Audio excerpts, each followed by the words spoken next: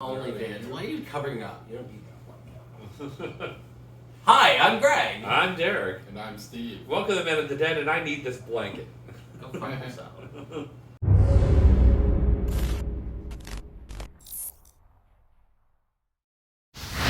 Hi everyone, welcome to another week here on the Dead. So this week we are going to talk about the ginormous singing sensation event that happened this weekend. They call Eurovision. It's the Gay Olympics. It's already come and gone. I'm going to start the conversation off with Steven.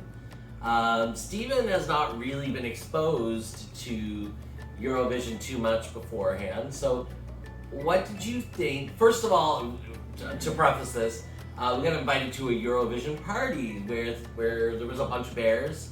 We ate shit tons of food and we watched all of the finals of Eurovision. Yeah. So first of all, Steve, as this being your first experience with Eurovision, what did you think of the actual competition?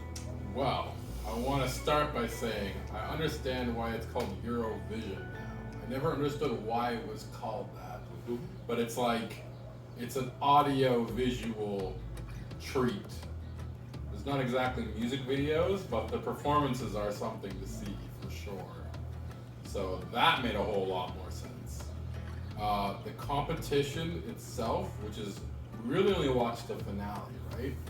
And I feel like, in my opinion, if you're casual, that's the way to do it. Because I learned that each band only does the same song at every performance. So correct. So that's watching the whole thing all the way from the starters. You're watching them perform the same song like 3-4 times. Yeah, exactly. Because each of their regionals and then presumably their country, they're probably performing this song live, 5 to 6 times before the final. And I would say it was great. I've watched other singing shows. Mm-hmm. I've seen American Idol. I've seen what's the one with the masks? The Masked Masked Singer. And I think this, took the cake out of those for sure. Mm-hmm. Yeah, this was just like all of those amplified by 100. Okay. Yeah. And what did you think about being at a party while watching it? That was really cool. I've never done that kind of thing. I mean, I've been to parties, obviously. Yeah. Now, it's funny because the party was split between the people who just wanted to party, who were upstairs, and the people who actually cared about Eurovision, who were downstairs. Yeah. This was a big house we were at, and there was 2 different TVs, so everyone who was just kind of casually watching it while they were conversating with other bears watched it upstairs, and everyone who was seriously paying attention to the performances was downstairs. And then there was the other group of people who were outside on the patio not paying attention. They weren't even there for Eurovision at all. Yeah, they were there for the European food and socialize. to socialize. Yes, the rule for the party was you had to cheer for one of the countries, and you had to bring a food inspired by the country.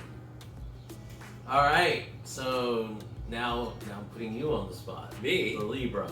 No.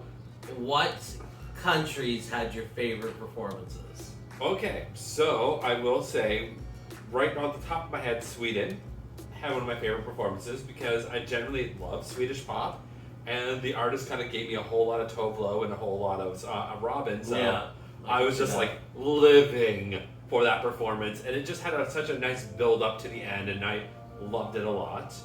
I also did enjoy Iceland's kind of lesbian TikTok country jam. But it wasn't a great live performance, but when we were out on our courtyard today, hanging out with Mike and Kyle, they were playing the Eurovision playlist, and that song came on, and it was just so nice. So I really enjoyed that. And the other one I really liked, because I can't get it out of my head, is Serbia. Yeah, Serbia was my favorite as well. Serbia was I would say they were the most outrageous performance. Let's put it that way. But they were closely matched with Norway. Yeah. Norway also had an outrageous performance. Was that your favorite? I think my favorite overall Was Moldova. It was, wasn't it? I don't know if it.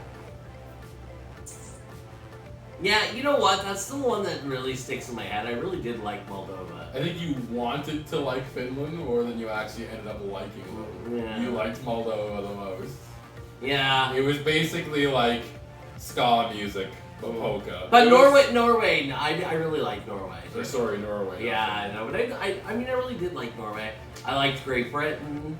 Oh, the UK one. Oh yeah, was sorry, the so UK, not Great Britain. good. Oh my goodness, Sam Ryder was amazing. Yeah. Like that He's quite the looker. voice. Oh yeah, he was. Whew. Yes. Who are your favorites? Definitely Serbia for sure was my favorite. Also up there is, of course, Norway and their outrageous costumes and shenanigans. Give the wolf a banana. Before that wolf eats that grandma. Yeah. Yes. That was just so outrageous. And I know there was at least one other. And Spain. who's the band that's rumored to actually be Spain. Subwoofer? Who's the band? Ylvis. Ylvis. What did the fox say? It's rumored to be them. Yeah, so apparently there's a number of people that could be Subwoofer, but that's who I believe it is Ylvis. I think that- Ylvis and Daft Punk. That makes sense. And Spain, yes. I simultaneously heard all of the gays queef Yeah. when she came out on stage because she was fucking beautiful. She performed the hell out of the song. And Like, she was just sex on a plate. Like, we were watching an American broadcast, so we had Johnny Weir. and you had Johnny Johnny Weir was just like gay, like exasperated from When just she was dying. gay gasping so much. I liked his reaction to Serbia better. He just stared at the camera. He's like, he didn't know what to say. Yeah, top three would have been Norway, would have been UK, and would have been Serbia. Yeah. And then I think the winner did fairly well. Ukraine was amazing. Like, okay, that was one hell of a performance. I mean, I think it's very clear they won it because I mean they were good, and But how can you not support Ukraine? And how can can you you not not support support Ukraine Ukraine right now? And it's like, and it was such an amazing performance. The way they performed the flute, like those fast raps, and to I be would- on that beat is. I would be way absolutely more insane. upset if they weren't one of the top 4 or 5 performances. Yeah. So you know what? Let's support the Ukraine. I'm Let's okay with show it. our support to the Ukraine. Like the fact that they had to get special permission to leave the country Mhm. and immediately have to go back and fight the war. Yeah. It's Crazy. just to have that moment and to give that Ukraine a moment of hope. My heart. But yeah, there's certain songs from Eurovision that have been in our heads all day. Definitely Moldova's, Serbia, Norway. And Ukraine has been in my head today too. Yeah. Those are the 4 that stuck with me. Oh, and UK. Yeah. I downloaded them all to my phone so Yeah. I can listen to them on my way to work this week. That's Yeah. right. I'll be doing that for my gym. So are we playlist. going to say, are we now officially Eurovision gays? I think I think we might next be. year we'll be a little more serious about it. We should like get Aaron back on board and like have like a Eurovision chat Oh god. before the Eurovision next year. I doubt it because they're in UK and they take it way more serious even than we Yeah. do. So But it would be fun. there you go. So Aaron, if you're watching, we'll do this. Hmm. Ooh. Yeah. All right.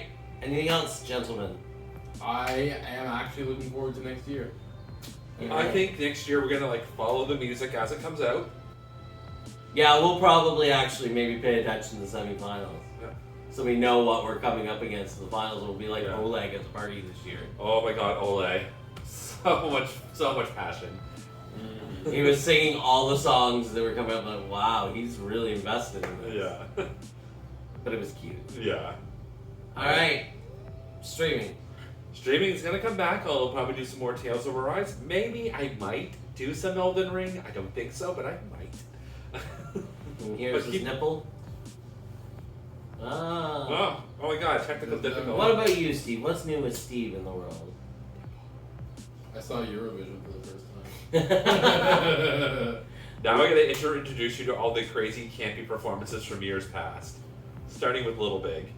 Well, I don't know, it won't be as impactful as the competition. Yeah. We began introducing Steve into the world of Evil Dead because I started watching Ash vs. Evil Dead, and then I realized he hadn't watched any of the previous movies, so it didn't make a lot of sense to him. Also, the Evil Dead game came out on Friday, so there's been lots of Bruce Campbell happening in that household. So far, we've watched Evil Dead 1 and Army of Darkness. And really, it all happened because Sam Raimi directed Doctor Strange. It all ties back to the fact that Bruce Campbell appeared as a cameo. Spoiler. No, I mean that's not a huge spoiler. I mean he's just a cameo. And that's expected with the Sam Raimi film. Exactly. Yeah. And we watched Army of Darkness, which you hadn't seen. I had never seen Army of Darkness. It reminded me a lot of Heavy Metal. Yeah. More It was just good. live action. Yeah, it was like a live action Heavy Metal. Alright, well, I think that's a good place to end it, gentlemen. I think it is. Well, thank you so much for watching. Make sure to like, share, and subscribe, and tune into the rest of the guys' videos this week. And Aaron, again, if you're watching, let's talk about Eurovision next year. Anyways, have yourselves a great week. Bye. Bye! Ow! Breaking my hair.